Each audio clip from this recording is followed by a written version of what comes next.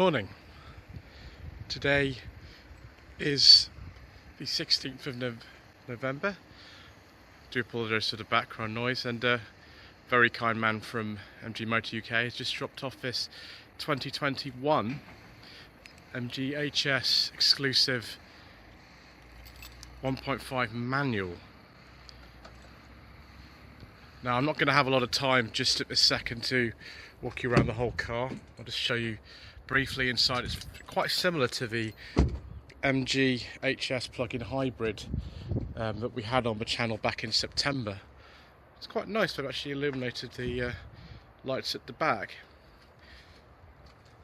As you can see, we've still got this slightly awkward way of fixing number plate on the back, which unfortunately in this country seems to be common with all HSs.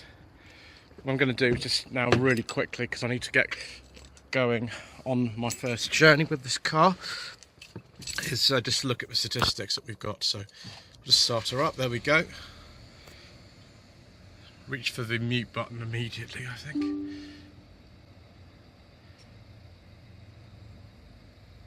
I'll just turn the radio down to there. Right, so did 83 miles since this morning when it was driven down from the depot where they stored the press fleet. Just shut the door because otherwise it'll be warming up. So we'll just go through some of the things on here. So yeah, that's it.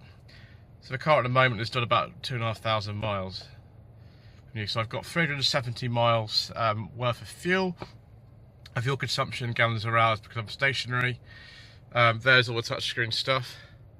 So we'll just switch her off for now. This is not a replacement for a full review.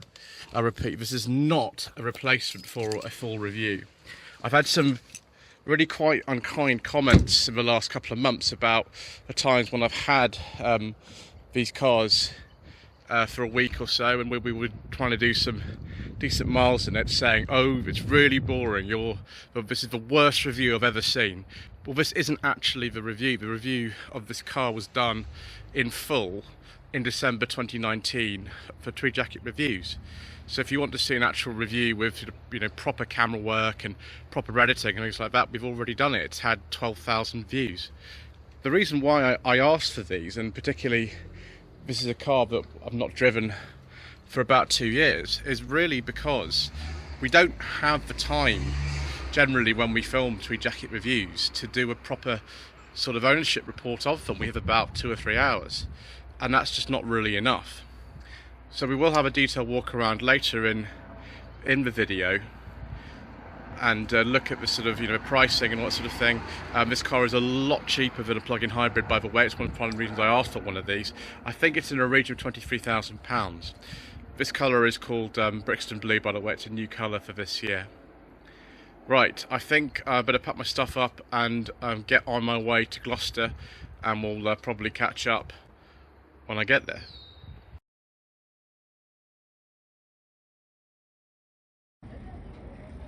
Here we are, viewers. Unfortunately, I didn't get much of a chance to film today in Gloucester, but I've arrived at my overnight accommodation. As you can see, the car has got some quite incredible kind of LED lights on it at the front. Got some puddle lamps here as well, and LED rear lights. When we get to tomorrow morning, I've actually got some daylight. There you go, scrolling indicators as well, because I didn't open the door. We will have a look at this in the daylight. Anyway, we'll see you tomorrow. Good afternoon. Today is the 17th of November. It was supposed to be this morning, but I realised, sadly, that I had forgotten to take my mother to an appointment that I said I would take her to, and I didn't have any time to do a little walk around of this car this morning. So I will do that actually in half an hour or so, when I've gone to nip down. One thing I don't like about this car, and this goes for a lot of modern MG's range is if you don't act quick enough, you get stuck with the radio coming on at, as Mr. Richardson of the Furious Driving said when he drove an MG3, medium volume. It just sort of comes on and just ruins the tranquility of my filming. So what I'm going to do now is put in some footage that I filmed yesterday in Gloucester, 3 different cars from a channel called Alex's Assets, and Alex herself actually drove this car on her channel. Amazingly, it's the first modern car she's actually had on her channel, I think. And I don't think she completely hated it, which was nice. Anyway, I'll show you some brief clips now from the filming yesterday.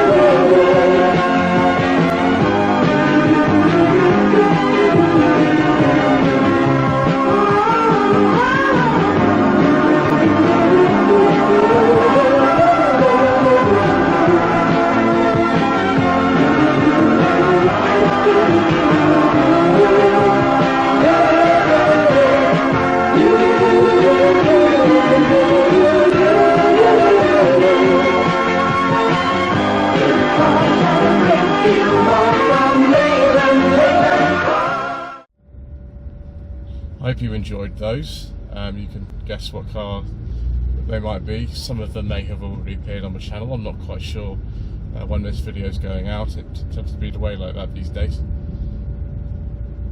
This is a 1.5 litre engine in this car. It was co-developed between Shanghai Automotive, who own MG, and General Motors at the time that they still owned Vauxhall and Opel. So the engine actually appeared in the current generation Signia, but a pre-facelift versions of that. This gearbox, I think, is not a General Motors one. I think this is MG or Shanghai Automotive's own gearbox, a 6-speed unit. There is also an automatic version of this car available, and of course the plug-in hybrid version. Although this is a top of the range car, but it's not quite top of the range, because the automatic version of this has a few more features on it. It has things like driving modes via the super sport button, and it also has an electric tailgate that this car lacks, although some of you probably don't really care about that kind of thing. You probably don't really want an electric tailgate and things like that.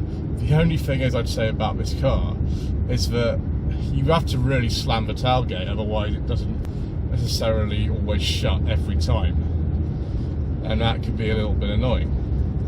We'll have a look a bit more about me to take a sort of walk around the car in a moment. It's reasonably fast. I think 0 to 60 in this is about 9.5 seconds.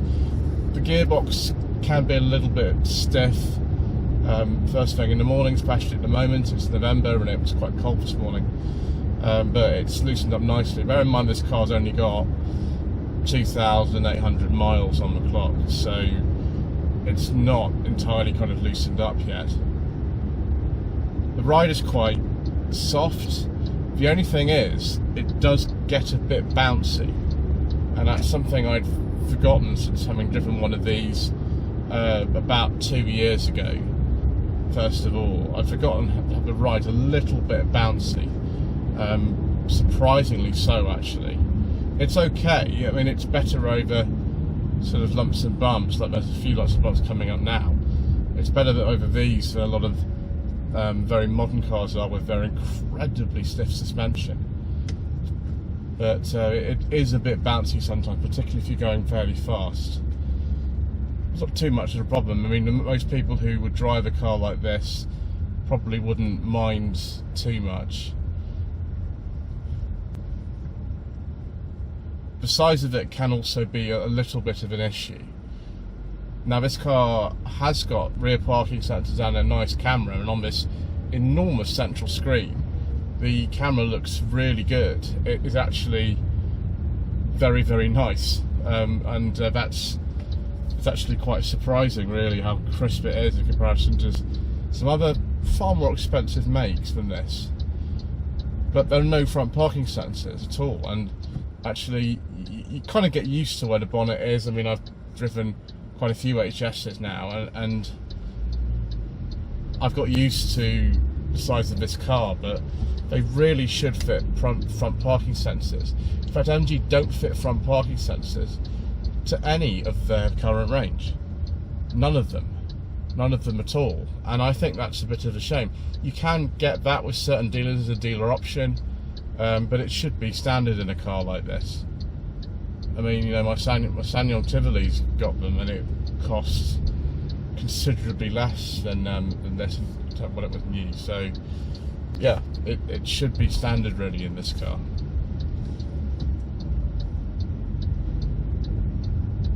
The only thing is, I mean, having driven a classic MG really quite recently, this is nothing like one of those at all. So those of you who remember the days of open-top sports cars, and you know, even things like the you know, ZR, ZS and ZT, it's a very different type of experience. But then this car is very much aimed at a different market from any of those, and I think MG have done quite well to sort of pitch the car at the right kind of price level with generally the right kind of features.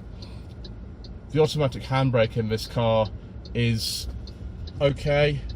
It disengages when you kind of put it into gear and then raise your foot up with the clutch to the biting point. It will disengage, and so you don't actually have to pull it manually, which is really good. Anyway, let's park up now. I need to go and get some things, so we're going to have to do it in the supermarket car park, which I wasn't planning on doing. I'd forgotten I need to take my mother to this appointment today, so I was going to do somewhere a bit more picturesque, but we'll just have to do it here because we're here and we've got some time. Seems to be the way that things are going at the moment. Right, viewers, there probably are better places to film than this, but we'll have to just make the most of it because this is an opportunity. I've actually got some time to do this. See, the colour is really, really nice actually on this. Unlike a lot of modern cars, although it's got 18-inch wheels, there's a lot of tyre here, so it actually gives a reasonable ride, and the suspension is quite soft anyway. The only thing is, I suppose it does make the car look a little bit under-wheeled. I don't know. It's really the opinion of whoever's there. I'll answer in the comments section, of course. Unlike the HS plug-in hybrid, if you want to open the fuel flap, you just open it like that. That's all you do. You don't have to press a little thing under the dash before you actually release it like that, which makes people confused. So manual tailgate, no electric tailgate in this car. Boot space is about 463 litres. Let's move the low blind out of the way. Push that stuff to the back. Sorry about the reversing noise, viewers.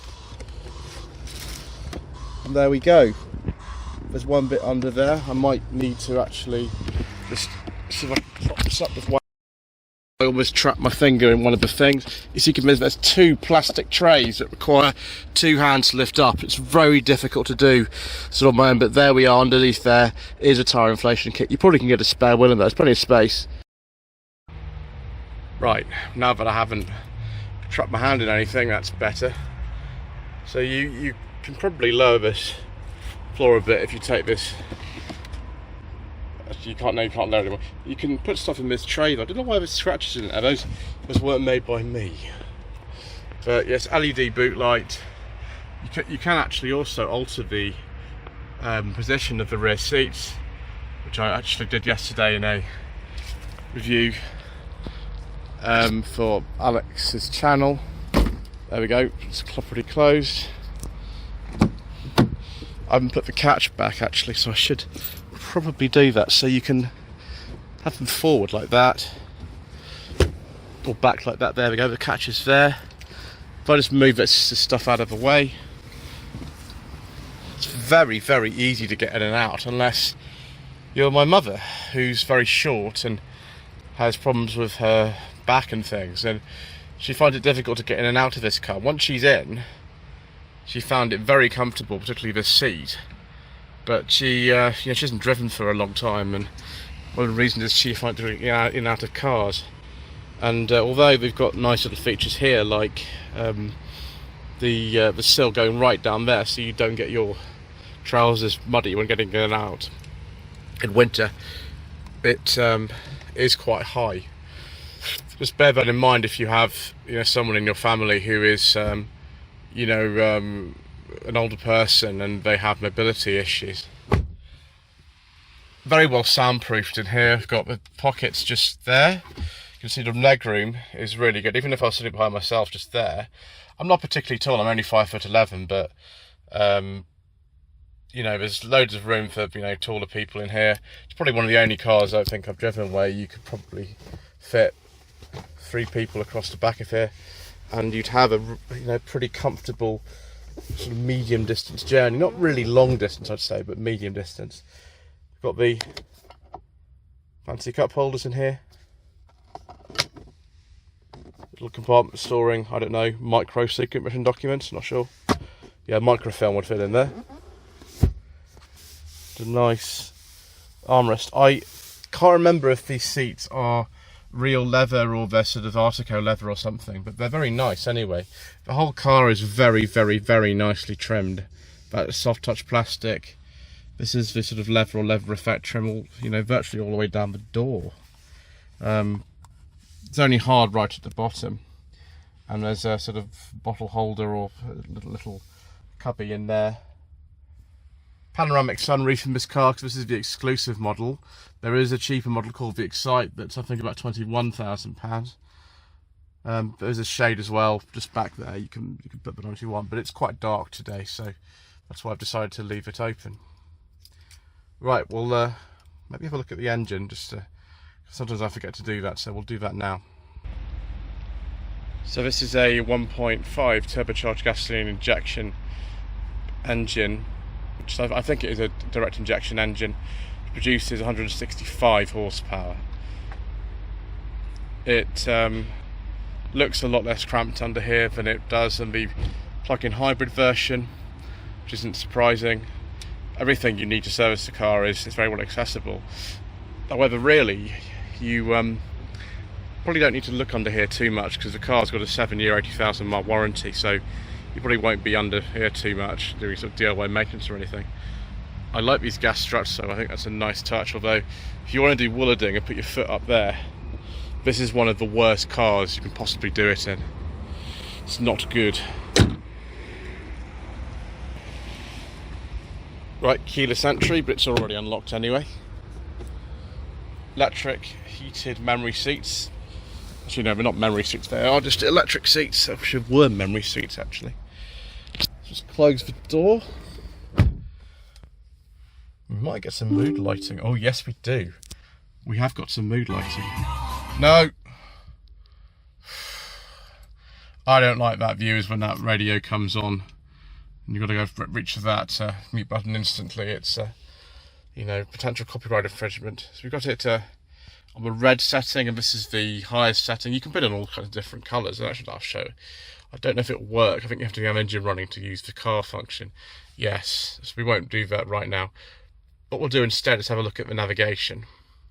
So we'll just see how long this takes. So go.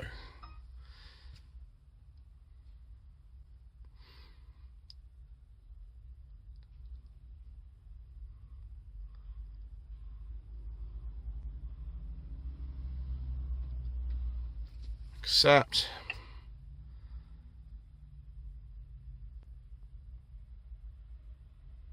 So that's about 25 seconds from pressing it to getting to that stage.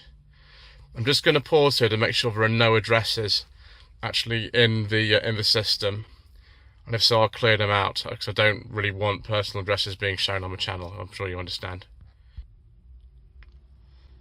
Right, viewers, I have removed our address from the system, which is good. Okay, so we're at a place called Winnell. Let's see if we can put in a postcode. Now,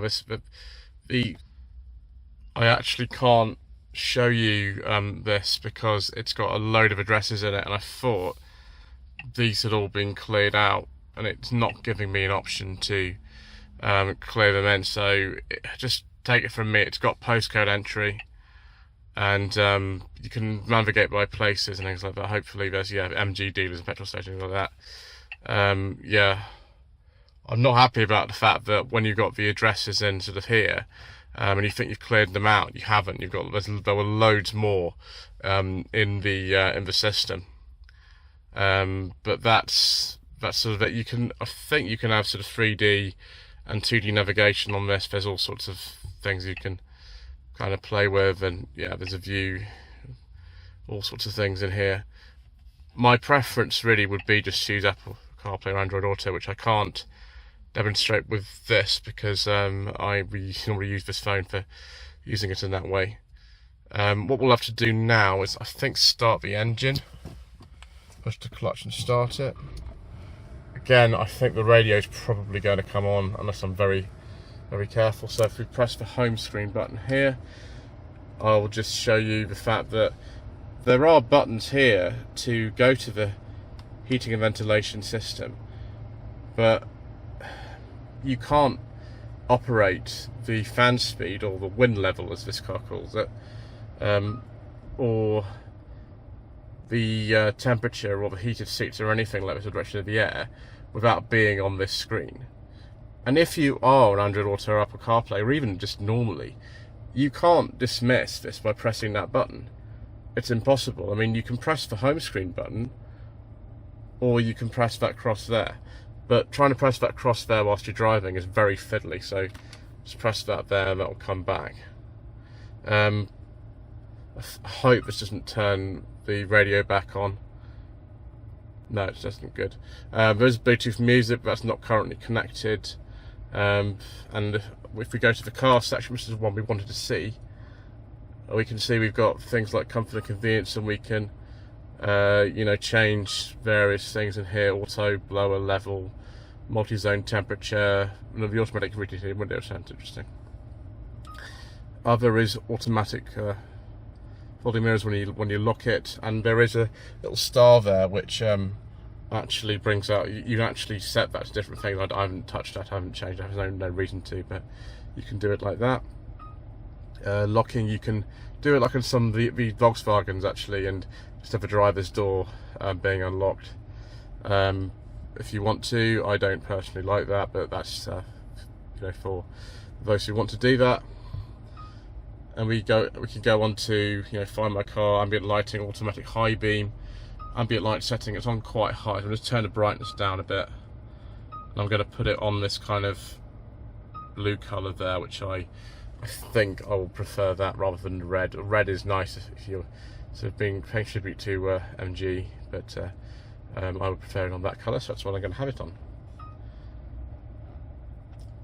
on. Driving assistance, so we've got speed assist system. I think that is something to do with if you're exceeding the speed limit too much or something like that. I seem to remember. This car does have traction recognition, and it knows if you're exceeding the speed limit, and it will warn you. I think the tolerance is about 5 miles an hour over 70 at the moment. So lane keeping assist is on, also lane departure warning, and you can have it in different settings and things that play out there. You can put audible alerts on. You can change the sensitivity. This car though doesn't have it doesn't actually have adaptive cruise control. That's only one thing I would say. It doesn't have adaptive cruise control. Rear driving assist though, it has blind spot detection, lane change assist, it's got rear cross traffic, all that stuff. But I don't think it's got adaptive cruise control. That's the only thing I haven't been able to get to work. If it's there, I don't think it actually works. I mean, I have to, maybe if I turn it on, No, it's just to do with the speed limit sign. That's what I thought it was. It doesn't have adaptive cruise control. It's the only thing I think is sort of missing that I would possibly like to have in a car. But most people watching this video probably don't like it. I don't know. It's the feedback I've got from some of the other videos I've done with the MGs. So if we go back again to switch buttons, that button there. The good thing is the heated rear window system and the maximum demister there. Got the Android Auto, Apple CarPlay, USB port there, standard USB there, 12-volt socket. That's for the start-stop. I'll switch the engine off now if you don't need to waste fuel, because fuel's expensive. Hill descent control, a 6-speed manual gearbox. There actually is an auto hold feature on here as well for the handbrake, which works, I have to say, because I don't normally like automatic handbrakes, quite well. Certainly yesterday we noticed it when Alex was driving. He noticed that it was sort of kicked in. You can turn that off if you don't want it, but I find it personally quite useful. The blue thing on there is for lane keeping assist, automatic lights and wipers. There's the cruise control stalk, wiper stalk, standard MG sort of steering wheel, although nice red stitching. This is a full leather wheel. Locking and unlocking buttons are there. Door handles feel quite nice. Because this is VHS rather than ZS, the buttons for the electric windows and the electric mirrors of nice quality. Start-stop is just there. There is a cubby in there for throwing sort of things in, which is chilled by the air conditioning as well. Glove box is pretty big. I'll have to get the secret mission documents out another time to check that. And this article real leather, I can't remember which one it is on here, but soft touch plastics on the top, which I really like. And these kind of Aldi-esque little vents, which everybody seems to like as well, with a bit of piano black. Just don't put your fingers too near there, or they will get a little bit sort of too full of fingerprints. The dashboard's rather nice as well. This is obviously fake stitching on there, which is not my favourite, but this is quite nice. It's all softer there and feels quite high quality, as does this here. So I'll just turn this on. I don't think I need to switch the engine on to show you this screen. If I press it again, there we go, that's it. I'm going to have to be really careful that the music doesn't come on again. I wish I could do something about that. Right, this car, unlike an HS plug-in hybrid, actually has real dials. There are only 2 of them, but there's a big central screen here in the middle. So if just change hands to operate this, just be very, very, very quick if that radio comes on, to press the mute button. I've got my finger on it. There we go. Thank goodness. Right, just wait for the focus to go. There we go. So that's my speed, which is 0. My last journey is a little bit today. I started off in Cheltenham, and we're now at Winchester, and I've picked my mother up and taken her to her appointment. So it's about 2 hours, and I've been doing about 35.8 miles per gallon. I tend to get between sort of 36, 37 on the motorway in this car, and that's, you can show actually, that's when the car was started from the depot yesterday morning and brought to me. It's done 286 miles. That's the battery voltage, tyre pressure monitoring system. That tells me how far I've got to go before it's empty. They filled it up before we left the depot yesterday. So actually some of that mileage has not been done by me. When you're driving along, it does give you like an instant readout on this screen here, just to show you, what's your current MPG. There's also an eco feature, which I don't think I can show you that because I'm stationary, which comes up just next to where the seatbelt warning system is. That's just for the rear passengers. I don't know quite what merits you driving the eco, but it's there anyway if you want to sort of have a look at it. Right, I think that's basically everything for now. I will be using this car again in a couple of days to make a trip to Sussex, and when I go and I've filled it up for the trip, I will come back and check in. Good morning. Today is the 20th of November. We're off on another little trip to do some filming. This time it's Sussex, and we're all prepared. We've got cables and everything there. Just go around the other side and just take a look and see how many miles and things we've done and what's the fuel range the car's saying that we have got.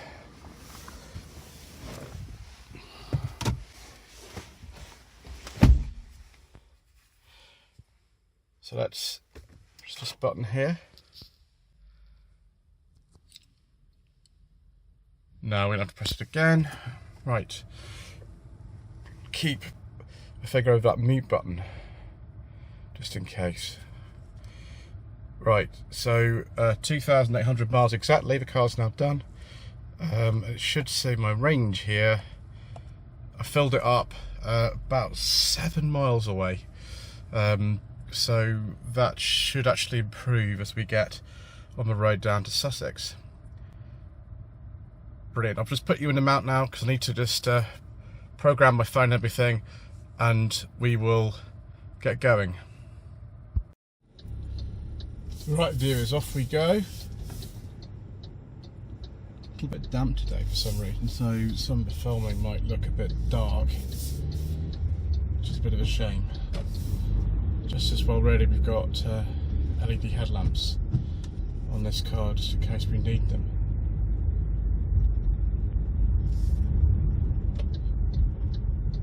It's funny with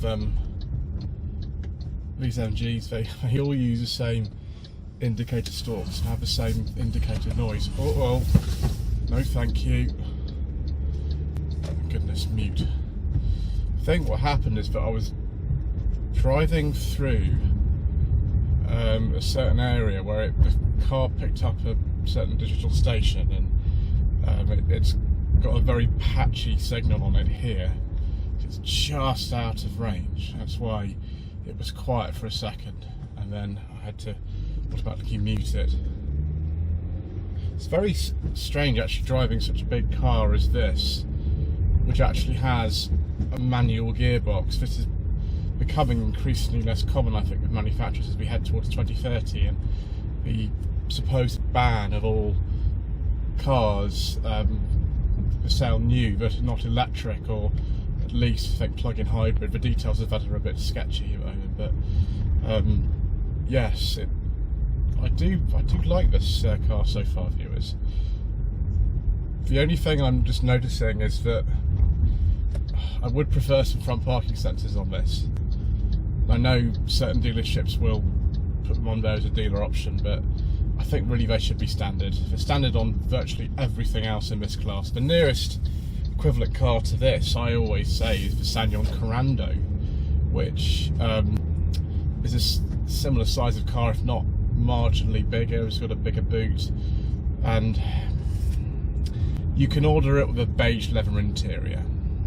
I do like a nice beige leather interior, viewers, as those of you who've watched the Shambolic Shuffles and other things will no doubt have realised by this stage.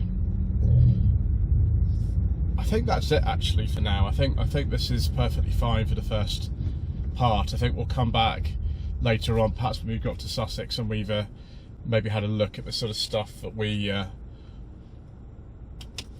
going to be filming. Maybe that will be the best idea, rather than hearing me witter on, which I know some of you don't like at all, because you've expressed your opinion in the comments.